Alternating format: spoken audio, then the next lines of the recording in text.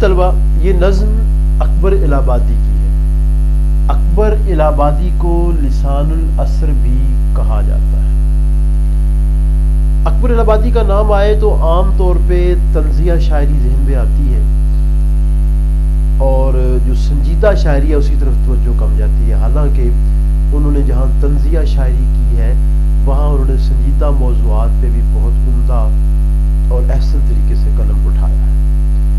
اگر ہم ان کی ذاتی استعداد اور صلاحیت پہ بات کریں تو وہ متحدہ ہندوستان، یعنی جب ملک تقسیم نہیں ہوا تھا، اس میں پیدا ہوئے اور کلرک سے جج تک ترقی کا سفر کیا انہوں نے۔ قادر الکلام شاعر جو مغرب کی تقلید شروع ہوئی تھی اس کے اوپر انہوں نے گرفت کی اور عود پنج میں بہت خوبصورت اشعار لکھے۔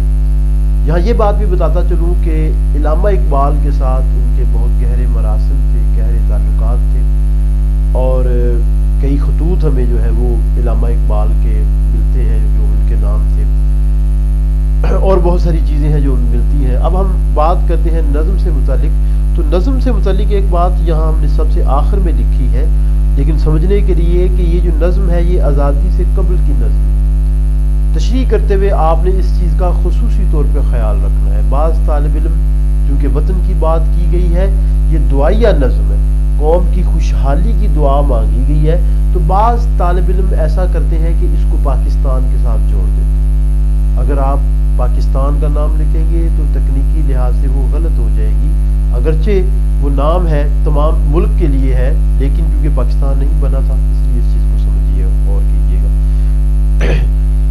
پھولوں کا کھلنا، پرندوں کا چہچہانا، حمد و ثنا، یہ اس میں آئی ہے۔ اب ہم جلدی سے اس کے بقیہ حصے کی طرف چلتے ہیں۔ بہار آئی کھلے گل زیب صحن بوستاں ہو کر، انادل نے مچائی دھوم سرگرمے فغاں ہو کر۔ زیب صحن بوستاں، چمن کا جو صحن ہے اس کی خوبصورتی کو بڑھانا۔ انادل، اندلیب کی جمع بلبل، سرگرمے فغاں ہونا، فریاد کرنا، نغمے گنگنانا، یعنی آمد بہار پر باغوں میں رنگا رنگ پھول کھلے ہیں جس پر بلبل نے بھی پر جوش انداز میں گنگنانا شروع کر دیا۔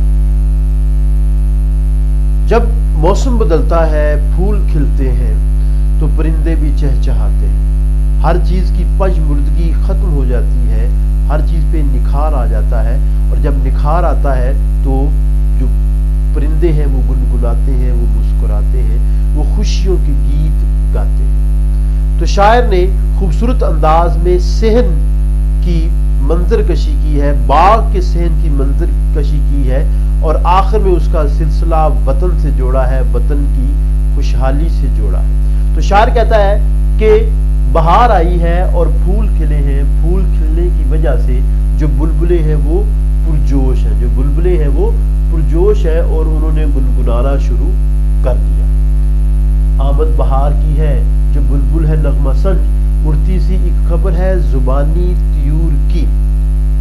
پھر دوسرا شعر دیکھیے جی حوالے کا، پھر چراغے لالا سے روشن ہوئے کوہ و دمن، مجھ کو پھر نغموں پہ اکسانے لگا مرغے چمن، پھول ہے صحرا میں یا پریاں قطار اندر قطار، اودے اودے نیلے نیلے پیلے پیلے پیرہن۔ تو بہار آئی ہے اور ہر چیز پہ ایک مستی چھا گئی ہے، اور جو پرندے ہیں وہ خوش ہیں، بلبل جو پھول کا دیوانہ ہے وہ خوش ہے اور وہ گنگنا رہا ہے۔ بچھا فرش زمرد اہتمام سبزہ تر میں، چلی مستانہ وش باد صبا عنبر فشاں ہو کر۔ فرش زمرد، زمرد خوبصورت پتھر ہے سبز رنگ کا، پاکستان کے علاقے سوات سے بغداد میں نکالا جاتا ہے، یہ بھی ذہن میں رکھیے۔ بچھا فرش زمرد اہتمام سبزہ تر میں، سبزہ تر وہ سبزہ جس کے اوپر اوس کے قطرے قطرے ہوں، چلی مستانہ وش، مستانہ وش مستانوں کی طرح، نشے میں جھومتے ہوئے جو افراد آپ کو نظر آئے وہ مستانہ وش چلتے ہیں۔ ہوا جو مسلسل اپنی جگہ بدل رہی ہے وہ مستانہ وش چل رہی ہے۔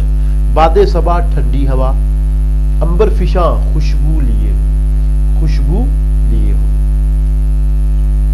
تا حد نگاہ تازہ گھاس کا خوبصورت قالین بچھا نظر آتا ہے اور ٹھنڈی ہوا فضا کو معطر کر رہی ہے۔ شاعر کہہ رہا ہے کہ بہار کا موسم ہے، چمن میں بہار آ گئی ہے، اور بہار آنے کی وجہ سے ہوا چل رہی ہے۔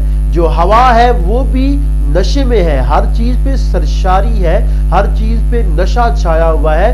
چرند پرند جہاں خوش ہے وہاں ہوا بھی خوش ہے، اور مستانوں کی مانند وہ جھومتی ہوئی چل رہی ہے۔ اب مستانوں کی مانند جھومنا کیا ہے؟ آپ کبھی غور کیجئے گا، ہوا جب مختلف سمت سے آ رہی ہو، کوئی ایک اس کی ڈائریکشن طے شدہ نہ ہو، تو پھر وہ مستانہ وش ہے، وہ مسکرا رہی ہے، وہ نشے میں ہے، وہ جھوم رہی ہے، اس کے اوپر بھی سرشاری کی کیفیت طاری ہے، اور وہ اپنے ساتھ خوشبوئیں لیے ہوئی ہے۔ وہ خوشبوئیں کہاں سے لائی ہے؟ وہ چمن سے لے کے آئی ہے، کیونکہ چمن میں بے پناہ پھول کھلے۔ چلتے ہو تو چمن کو چلیے، سنتے ہیں کہ بہاراں ہے، پات ہرے ہیں پھول کھلے ہیں، کم کم باتوں بارہ ہے۔ عزیز طلبہ، یہ بات ذہن میں رکھیے کہ آپ نے جب تشریح کرنی ہے اس شعر کو آخری شعر کے ساتھ ضرور جوڑنا ہے۔ جو آخری شعر ہے اس نظم کا، وہ آپ نے اس کے ساتھ ضرور جوڑنا ہے کہ اس نے دعا مانگی ہے، منظر کشی کر کے اس نے دعا مانگی ہے، اور کہا ہے کہ جو سبز فرش ہے وہ بچھا ہوا ہے، اور جو ٹھنڈی ہوائیں ہیں وہ فضا کو معطر کرتے ہوئے مستانہ وش چل رہی ہیں۔ کھا کھا کے اوس اور بھی سبزہ ہرا ہوا تھا، موتیوں سے دامنے صحرا بھرا ہوا۔ سبزہ، سبزے کی فراوانی، بہار کا موسم، ہر طرف جو ہے وہ سبزہ ہی سبزہ ہے، گھاس بچھی ہوئی ہے جو خودرو ہے، اور یوں لگتا ہے جیسے وہ فرش کی، جیسے وہ زمرد کا فرش ہو، زمرد سبز رنگ کا قیمتی پتھر۔ اگلے شعر کی جانب چلتے ہیں۔ عروج نشائے نشو نما سے ڈالیاں جھومی، ترانے گائے مرغانے چمن نے شادماں ہو کر۔ عروج نشائے نشو نما، نشو نما کا نشہ، نمو کا نشہ، ڈالیاں جھومی، ٹہنیاں جو جھومی ہوئی، ترانے گائے مرغانے چمن نے شادماں ہو کر۔ ترانے گانا، نغمے گنگنانا۔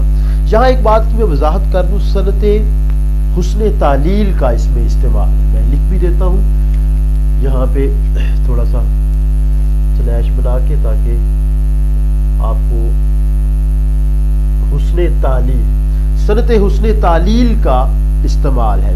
صنعت حسن تعلیل کیا ہے؟ صنعت حسن تعلیل یہ ہے کہ آپ کوئی شاعرانہ علت، شاعرانہ وجہ بیان کر دیں۔ ہوا چلی، ٹہنیاں جھکی۔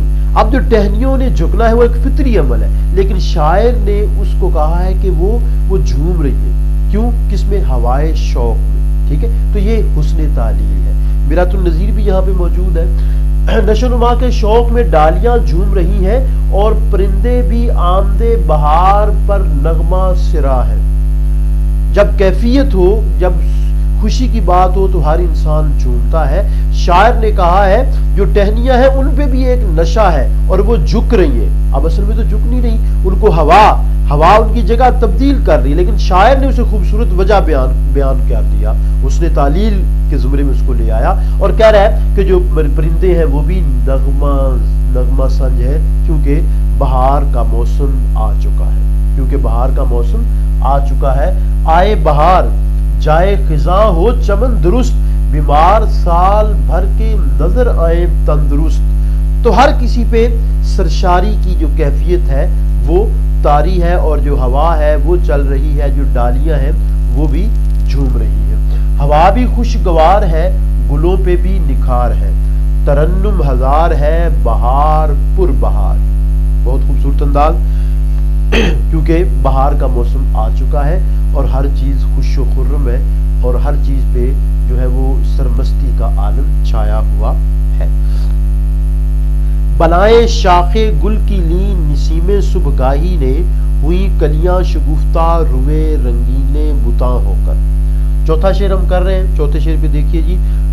بلائیں لینا قربان جانا۔ ہمارے ہاں جو ہماری بزرگ خواتین بعض کا جو ایسے مخاطب کرنے کے لیے عام طور پہ جو دادی ہے وہ مخاطب کیا کہ میں صدقے جاؤں، میں بلائیں اتارنا، بلائیں لینا، بلائیں اتارنا، محبت کا اظہار، خاص انداز میں کیا جاتا ہے۔ تو جو شاخ گل ہیں انہوں نے صبح کی ٹھنڈی ہوا کی بلائیں لی ہیں، اور جو کلیاں ہیں وہ شگفتہ ہو گئی ہیں، گویا کہ محبوب کا خوبصورت چہرہ ہو، روئے رنگینے بتاں، محبوب کا خوبصورت چہرہ۔ ٹھنڈی ہواؤں نے جب پھولوں کی ٹہنی کی بلائیں لیں تو بند کلیاں کھل اٹھیں، جیسے محبوب کا مسکراتا چہرہ ہو، روئے رنگینے بتاں۔ تو محبوب کے مسکراتے چہرے کی بات کی گئی ہے۔ اور ویسے بھی آپ دیکھیں کہ جب ہوا، ٹھنڈی ہوا چلتی ہے، اور کہتے ہیں کلی جب خوش ہوتی ہے، مسکراتی ہے، تو وہ پھول بن جاتی ہے، اور اس پھول کا بننا اس کی خوشی اور سرشاری کی کیفیت کو ظاہر کرتا ہے۔ یہاں بھی حسن تعلیل اور مراد النظیر بڑی ہے وہ خوبصورت جو ہے وہ بیان کی گئی ہے۔ ہم نے اہم صنعتوں پہ جو ہے وہ لیکچر بھی اپلوڈ کیا ہوا ہے، آپ اس کو بھی دیکھیے گا۔ ظاہر ہے جب تشریح کرتے ہیں تو اس میں جہاں لفظی کاریگری ہوتی ہے وہاں صنعتوں کے حوالے سے بھی کچھ چیزیں شامل کی گئی ہوتی ہیں، تو اس کے لیے آپ صنعتوں پر جو لیکچر ہے اس کو ضرور سنیے گا۔ تو شاعر کہتا ہے کہ ٹھنڈی ہوا چل رہی ہے اور ٹہنیاں اس کی بلائیں لے رہی ہیں، اور جو پھول ہے وہ ایسے کھل کے، کلیاں کھل کے ایسے ہو گئی ہیں جیسے کہ محبوب کا مسکراتا چہرہ ہو۔ دعا بہار کی مانگی تو اتنے پھول کھلے، کہیں جگہ نہ ملی میرے آشیانے کو، کیونکہ بہار کا موسم ہے، ہر طرف بہار ہی بہار ہے اور پھول کھلے ہوئے ہیں۔ پھول ہے صحرا میں یا پریاں قطار اندر قطار، اودے اودے نیلے نیلے پیلے پیلے پیراہن۔ خوبصورتی ہے، ہر طرف خوبصورتی ہے، اور شاعر نے منظر کشی کی ہے اپنے چمن کی، اور چمن سے مراد کیا ہے؟ چمن سے مراد اس کا وطن ہے جہاں پہ خوبصورتی ہے، اور اس میں آپ جو آخر میں اس نے دعا مانگی ہے کس کے؟ اپنے وطن کے لیے کہ وہ ہمیشہ پھلتا پھولتا رہے اور آگے بڑھتا رہے۔ یہ پہلے 4 اشعار تھے، اگلے لیکچر میں کرتے ہیں۔ بہت شکریہ۔